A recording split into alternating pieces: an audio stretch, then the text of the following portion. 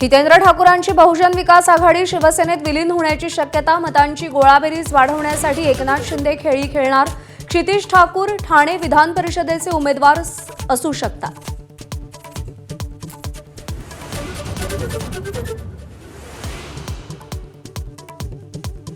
केंद्र सरकारकडून खरेदी केल्या जाणाऱ्या कांद्याच्या दरात वाढ, आजपासून कांद्याला प्रति क्विंटल 1580 रुपयांचा दर मिळणार, शेतकऱ्यांना दिलासा देण्याचा प्रयत्न.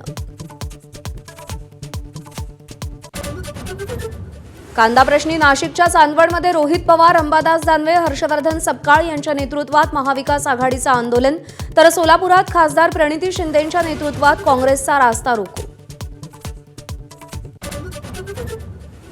शेतकऱ्यांना कर्जमाफी देण्यास निवडणूक आयोगाची मंजुरी, आचारसंहितेतून सवलत दिली, 2 लाखांपर्यंतचं थकीत कर्ज सरकार भरणार. इंधन दरवाढीचा शालेय विद्यार्थ्यांना फटका बसण्याची शक्यता, एकाच सत्रात शाळा भरवा, स्कूल बस संघटनेची मागणी, तर शाळा सुरू होण्यापूर्वीच बस सेवेचं शुल्क वाढवण्याचेही संकेत.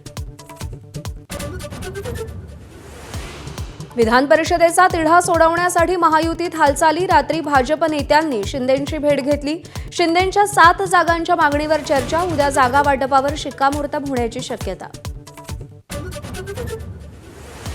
लातूर, नांदेड, जळगावमध्ये मान्सूनपूर्व पावसाचा धुमाकूळ, जळगावला केळीच्या बागा जमीनदोस्त, तर लातूरमध्ये वीज पडून जनावरे ठार, घरं आणि झाडांची पडझड.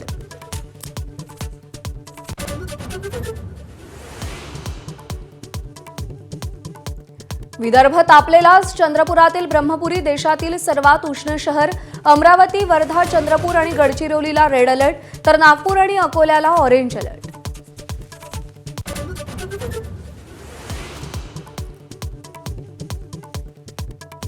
अकरावीच्या ऑनलाईन प्रवेशासाठी आज 1 दिवसाची मुदतवाढ, संध्याकाळी 6 वाजेपर्यंत अर्ज करता येणार. 29 मे रोजी पहिली गुणवत्ता यादी येणार. इराणवर क्षेपणास्त्र हल्ले सुरू केल्याची अमेरिकेच्या लष्कराकडून माहिती, इराणच्या क्षेपणास्त्र साईट आणि समुद्रात स्फोटकं पेरणाऱ्या बोटींना अमेरिकेकडून लक्ष.